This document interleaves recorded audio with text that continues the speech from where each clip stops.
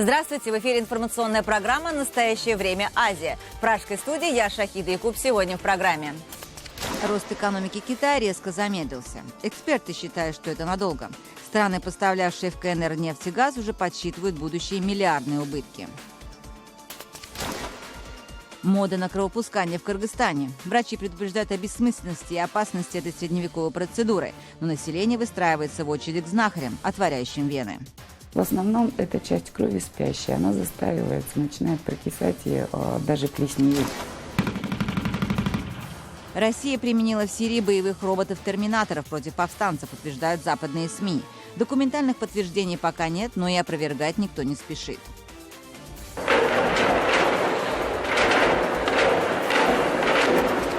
Слепые могут увидеть Мону Лизу. Новоамериканские 3D-технологии позволяют слабовидящим людям приобщаться к мировой живописи при помощи пальцев. Однажды я задумался, а как же слепые люди не видят изображений? В Китае опубликована неутешительная для мировой экономики статистика. Впервые за последние 30 лет экономика КНР продемонстрировала рост всего в 6,9%. Это означает, что эпоха бурного развития Китая закончилась. Спад зафиксирован в промышленности, сократилось внутреннее потребление и экспорт и импорт. Для стран, экспортирующих в Китай нефть и газ, среди которых Россия и Центральноазиатские республики, это грозит значительным сокращением поставок и, соответственно, доходов. В целом, замедление темпов роста в КНР несет спад для всей мировой экономики. Многие эксперты подозревают китайские власти в том, что они предоставляют недостоверные статистические данные. И цифра в 6,9% тоже может оказаться завышенной. Ранее нередко показатели экономического роста китайских регионов в сумме оказывались выше, чем рост всей национальной экономики. Иными словами, китайские чиновники на местах занимались приписками. В этом же случае последствия для экономических партнеров Китая могут оказаться еще более тяжелыми. Между тем, руководство страны заявляет, что не видит особых причин для беспокойства. В долгосрочной перспективе девальвация юаня не станет тенденцией. Сегодня мы вполне уверены в росте китайской экономики. Она будет продолжать расти со средней и даже высокой скоростью. В Китае даже придумали термин «новая экономическая ситуация». Таким образом, китайские чиновники соглашаются с тем, что бурный экстенсивный рост экономики завершен, и Китай отныне будет довольствоваться минимумом. Алматы в течение нескольких последних лет входит в список самых грязных городов мира. Уровень загрязненности воздуха здесь превышает норму во много раз, но реальная экологическая ситуация довольно долго скрывалась. Правда выяснилось, когда местные энтузиасты установили в центре города экспериментальный датчик. Данные этого прибора вызвали настоящую панику среди горожан. Однако власти решили, что получаемые данные не соответствуют действительности. Наш корреспондент Дмитрий Беляков разбирался в проблеме. Смог над Алма-Атой – одна из самых острых тем для жителей мегаполиса. Любой инфоповод, связанный с экологией, сразу же привлекает внимание общественности. В последнее время интерес вызывает судьба проекта фонда Common Sense. Организаторы Алматы Urban Air выиграли грант у посольства США в Казахстане на покупку и установку оборудования, измеряющего частицы пыли в воздухе, так называемый PM10, и запустили мобильное приложение, которое скачали тысячи алматинцев. Независимые замеры показали превышение нормы в центре города в 8 раз. Мобильные устройства советовали не выходить из дома или вовсе выехать за город. Данные, которые предоставляет Казгидромет сейчас, они не совсем показывают полную картину происходящего в Алмате. Это утверждение можно проверить на официальном геопортале станции контроля качества атмосферы Казгидромета. Сайт показывает, что в Алматы на данный момент работают 3 датчика. При этом пыль замеряет только один, расположенный наиболее высоко над уровнем моря, в горах. Там показатели в норме. Остальные датчики не передают данных. В Казнете тем временем легко найти десятки видеороликов, отснятых алматинцами, которые показывают реальное положение дел. К примеру, это видео, снятое в Алмате с помощью дрона, показывает уровень смога на самой верхней магистрали города. А этот таймлапс выложил в сеть алматинец Александр. Он разместил камеру на своем доме и снимал несколько дней подряд. На таймлапсе четко видно, в какое время происходят большие выбросы в атмосферу возле одной из алматинских ТЭЦ. Плохую экологическую ситуацию и ее основные причины подчеркивают и другие жители города. Я в новом микрорайоне живу, Момошула, в горах. На высоте. Там родник есть рядом. Я на родник иду, на высоте поднимаюсь, здесь весь туман. Дым. Мне ну, куб какой-то. Когда я нахожусь в районе, допустим, в этом, и смотрю на то, что творится внизу, в районе Зеленого базара, так это небо, а там земля. И на областные, там все, пусть оставляют машины где-то на стоянке при въезде и пользуются общественным транспортом. Приложение Urban Air функционировало всего неделю на устройствах с iOS и 3 недели на устройствах с Android. Организаторам пришлось временно остановить проект из-за нарушения закона об единых средствах измерения. С нами связались представители городской администрации и представители Казгидромета и сказали, что в соответствии с законодательством нам нужно как-то чуть-чуть поменять формат того, как мы предоставляем данные, потому что по местному законодательству Казгидромет является монополистом на предоставление вот таких данных. В ближайшие 2 недели закупленное оборудование должно пройти калибровку в метрологическом центре Казгидромета в Астане. Какие цифры оно покажет после этого, авторы проекта не хотят предполагать и предлагают дождаться результатов. Сейчас они активно занимаются поиском средств на продолжение проекта и хотят создать рабочие группы с привлечением независимых экспертов. Здесь важно подчеркнуть, что мы хотим, чтобы проект был независимым. Для этого нужно, чтобы источники финансирования также были независимыми. То, что, допустим, нас может проспонсировать представители местного бизнеса, да, скажем так. Или это может быть краудфандинг, допустим, то есть собран сбор средств, определенная сумма собрана, и мы ее конкретно реализуем и отчитываемся за все произведенные действия. После широкого резонанса, который получил проект Urban Air, говорить о загрязнении воздуха в Алма-Ате начали чаще и местные власти. В ходе онлайн-конференции на портале электронного правительства аким города Бауржан Байбек заявил о том, что на Алматинской ТЭЦ-1 будут установлены новые энергоисточники на базе газотурбинных технологий, а также ведется поиск альтернативных источников сжигаемого топлива. Дмитрий Беляков, Павел Энгельгард. Настоящее время. В Кыргызстане все большую популярность приобретают средневековые методы лечения. Местные знахари пускают кровь своим пациентам. Они уверены, что таким образом можно вылечить все болезни, с которыми традиционная медицина не справляется. Что представляет из себя кровопускание и почему люди верят в его силу, узнавала Жебек Бегалиева. Она рождет своей очереди. Лечить межпозвоночную грыжу она решила по исламу – хиджамой. До этого я ходила к врачам, невропатологу, неврологу, на томографию, лекарства пила. А это все химия, она разрушает печень, желудок, а результата нет. И тогда женщина решилась на кровопускание. У мусульман процедура называется хиджамой и практикуется еще с давних времен. И если в советское время средневековый метод лечения практически забылся, в последние годы кровопускание становится очень популярным способом лечения буквально от всех болезней. Показания практически все, противопоказания лучше на этом остановиться.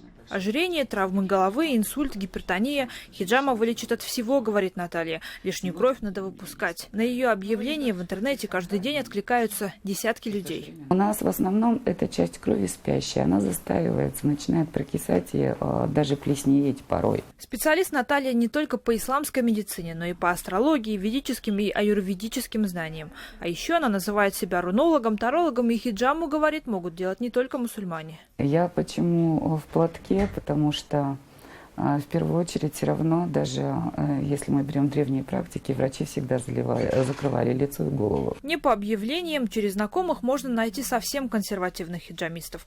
Фатима принимает у себя только женщин, иначе харам. В хадисах и суннах, говорит бывшая медсестра, очень подробно объясняется, как и кому предписано кровопускание. Хиджаму делает только мусульманин, который придерживается строго ислама, который исполняет все столпы ислама и который живет согласно законам шариата. В день Фатима принимает до 10 человек. Майрам, инженер по образованию, здесь уже 3-й раз. Вчера нормально уснула. Позавчера уже первый день, как был этот сеанс, мне полегчало. Кровопускание врачи, как оказалось, тоже практикуют. Но лишь в одном случае – эритремия, или, по-другому говоря, раки крови. Панацеей хиджаму считать опасно, говорит главный гематолог страны.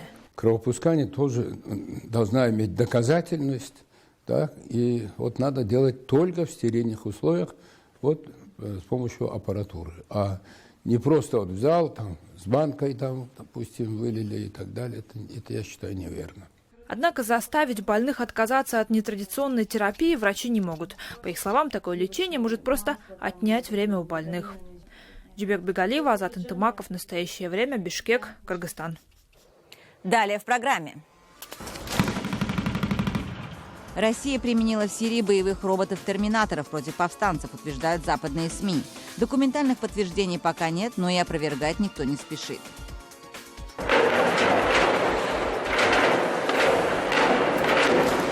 Слепые могут увидеть Мону Лизу. Новая американская 3D-технология позволяет слабовидящим людям приобщаться к мировой живописи при помощи пальцев. Однажды я задумался, а как же слепые люди не видят изображений? Россия, возможно, использует в Сирии новейших боевых роботов против повстанцев, сражающихся с режимом Башара аль-Асада. Об этом сообщил связанный с военной разведкой Израиля сайт Дебкайфл. Ранее об этом также писал авторитетный портал Billingnet, занимающийся расследованиями. Речь идет о роботизированных боевых комплексах платформы М и Арго. Впервые информация об участии российских роботов-терминаторов против повстанцев в Сирии появилась еще 20 декабря минувшего года. Как сообщалось, роботы при поддержке боевых беспилотников и систем огня с автоматическим управлением штурмовали некую стратегическую высоту 754 в провинции Латакия. Управление боем осуществлялось напрямую из Москвы, из командного пункта Генерального штаба России. Результат превзошел все ожидания. За 20 минут высота была взята, повстанцы потеряли более 70 человек убитыми и в панике бежали. Никаких документальных подтверждений этого боя до сих пор нет. Но не так давно президент России Владимир Путин открыто заявил, что российская армия будет проводить в Сирии полевые испытания новейших систем ведения войны.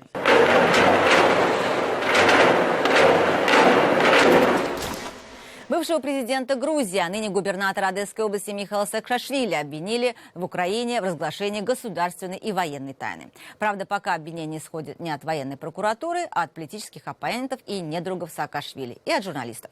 Его обвиняют в том, что он после своей поездки в зону боевых действий на восток Украины неосмотрительно выложил в интернет видео, на которых оказались кадры некоторых карт со схемами обороны украинских батальонов в районе Мариуполя. А вот, соответственно, и кадры из штаба одного из батальонов, в котором побывал Михаил Саакашвили. Действительно, на видео присутствуют некоторые оперативные карты. Пока невозможно точно сказать, представляли ли они какую-либо ценность для врагов Украины. Однако телеканалы, подконтрольные главному украинскому оппоненту бывшего грузинского президента олигарху Игорю Коломойскому, утверждают, что карты секретные и на них изображена схема блокпостов на важном участке обороны. Также Михаила Саакашвили обвиняют в бессмысленности его поездки на фронт. Недруги одесского губернатора упрекают и высмеивают его за то, что он съездил в Мариуполь якобы для того, чтобы передать добровольцам несколько биотуалетов. Саакашвили советуют заниматься проблемами в Одесской области, а не возить туалеты на фронт, поскольку проблемами обеспечения украинской армии добровольцев занимается специальная комиссия Верховной Рады. Михаил Саакашвили отверг все обвинения, сделав заявление на своей странице в Фейсбуке. Рабочую группу они создали, только нашим солдатам не становится теплее. Был бы в стране элементарный порядок, этого главу ОГА давно бы уволили. Украина официально объявила о полной экономической блокаде оккупированного Крымского полуострова. Теперь недопущением в Крым украинских продуктов, товаров и электричества будут заниматься не добровольцы из числа крымских татарских активистов, а государственная погранслужба. Правительство России тем временем собирается построить в Крыму несколько новых электростанций. 10 миллиардов рублей на них планируется собрать жители Центральной России и Урала. Об этом пишет «Коммерсант». Однако не все жители российской провинции готовы платить за крымский свет. У меня не из чего платить. Дай бог, самой бы протянуться. Нет. Серьезно, нет. Почему? Ну зачем? Ну, Крым же наша территория. Ну хорошо, а мы сколько можем платить за кого еще? Муж платит, я не в курсе. Может быть, какие-то другие находить, средства, что ли. В общем, чтобы наши, вот здесь, вот российских-то не совсем обижать. А вы за то, что Крым присоединили? Да, обязательно. Что у нас возьмут там лишние 500 рублей? С миру по нитке, а им лучше. Если бы я жила... Странные вопросы у вас, потому что... В маленьком городке на Урале страховая компания через суд пытается взыскать с подростка деньги за то, что тот, попав под машину и серьезно повредив ногу, разбил фару автомобиля. Суд также склоняется на сторону пострадавшего автомобиля, хотя водитель на месте признал свою вину за ДТП. Очередной абсурд российского судопроизводства в материале Екатерины Пономаревой. Впереди шли бабушка с внучкой. но я думал, что перейду. Гоша показывает нам, как он угодил в такой переплет. Вспоминает, шел в школу к 8 утра, как обычно. Посмотрел по сторонам, увидел справа вдалеке, едет «Лада». Он начал набирать скорость, я бы так сказал. Я попытался ускориться, бабушка с внучкой успели перебежать, а я нет. Машина сбила мальчика в метре от тротуара. Основной удар пришелся на правую ногу Гоши. После ряда операций у него начались проблемы с сосудами. Вот они, обе кости голени. Там даже при закрытом этом переломе было видно через кожу, то есть когда уже джинсы разрезали, вот торчали кости через кожу. Снимки сына и чеки из аптека-клиники Елена хранит в надежде отсудить деньги за лечение у водителя «Лады». Гражданин Михаил Целищев, 28 лет, что сбил Гошу, сначала просил решить вопрос без суда за откупные. А сейчас его страховая компания требует семью заплатить 28 тысяч рублей за разбитый об ногу Гоши фонарь автомобиля. Ущерб водителю они покрыли и хотят вернуть свои деньги. Потом, значит, мне звонят знакомые и говорят, что у него какие-то связи есть в полиции. Что там кто-то, то ли родители у него работали, то ли еще кто-то. То есть я так понимаю, что все равно где-то что-то есть, какая-то зацепка. Потому что, я говорю, судья вставить слово не дает. Суд маленькой Ревды дважды признавал виновным в аварии подростка. Вышестоящая инстанция это решение отменила из-за нехватки доказательств. А значит, вину с Гоши сняли. Несмотря на это, страховая продолжает требовать с семьи деньги, которых у Герасимовых нет. Ради лечения сына им пришлось брать крупный кредит. Елена работает в столовой местной больницы, а отец мальчика – пенсионер. Это логично для страховых компаний взыскивать ущерб с виновника ДТП. Другое дело, может быть, страховая компания именно в этом случае погорячилась. Она, может быть, преждевременно заявила эти требования. Сначала нужно установить все-таки, кто прав, кто не прав в этой ситуации. Такие истории в России случаются все чаще. В группе риска люди, что попали под колеса на нерегулируемых перекрестках и вне пешеходных зон, и не имеют связи в полиции и суде. Иски страховые компании предъявляют в рамках закона. И чтобы оспорить их, нужны время и деньги на адвокатов. Семья Гоши решила это дело не бросать, а занять еще и судиться дальше. Екатерина Подмарева, Илья Новиков. Для настоящего времени. Тысячи россиян ночь на 19 января окунулись в водоемы. В этот и последующие дни православные христиане отмечают праздник Крещения Господня. И если в Сочи накануне купания температура поднялась до 20 градусов тепла, то в Иркутске стояли настоящие крещенские морозы до минус 30. Подробности репортажа наших коллег из Рейтер. В Сочи купание в ночь на 19 января нельзя было назвать совсем уж экстремальным предприятием. Крещенских морозов в городе-курорте не было и близко. Накануне праздника температура поднялась до плюс 20, что нетипично даже для этого южного региона. Такого здесь не было почти 50 лет. Поэтому проруби в водоемах вырубать не пришлось. В Адлере тысячи купальщиков окунулись в воды Черного моря. Как сообщили местные власти, порядок на Кубани охраняют в праздничную ночь усиленные наряды полиции, около 3000 сотрудников, а также военные и казаки, их набралось больше 1000, и добровольные дружинники в количестве 700. Совсем по-другому выглядело купание в Иркутске, где утром 19 января было почти минус 30. Главным местом для купания стал залив Якоби Иркутского водохранилища. Как пишут местные издания, толщина льда там сейчас составляет 70 сантиметров. Около берега оборудовали сразу несколько иорданий, то есть прорубей в форме креста. Рискнувшие окунуться рассказывали, что мороза совсем не ощущают. Нормально? Это ж тело горит, ага. Мы ж в Сибири живем. Легкость. Реально ощущаешься легким. Как будто взлетаешь.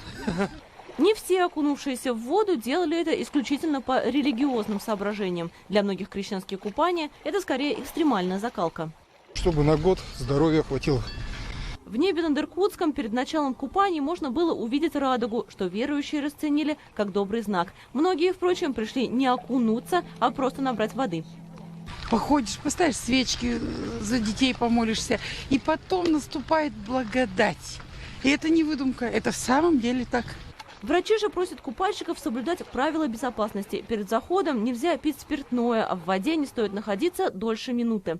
Также не рекомендуется окунаться в прорубь людям, у которых есть хронические и простудные заболевания.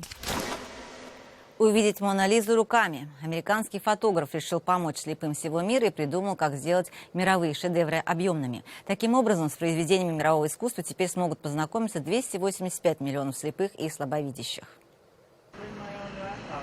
Когда Ромео Эдмиду было 2 года, он полностью потерял зрение.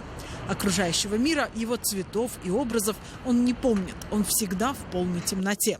Ромео получил высшее образование в Бруклинском колледже по специальности журналистика. И сейчас ведет в интернете подкаст о Нью-Йорке. Жизнь он воспринимает при помощи других органов чувств. Я большой фанат американского футбола и, естественно, воспринимаю футбол через звук. Я также очень люблю разную еду. Ее я пробую на вкус. Способы моего восприятия зависят от обстоятельств. Но в основном это слух, потому что, как только я просыпаюсь утром, слух всегда работает. Визуальное искусство все эти годы было для Ромео недоступно.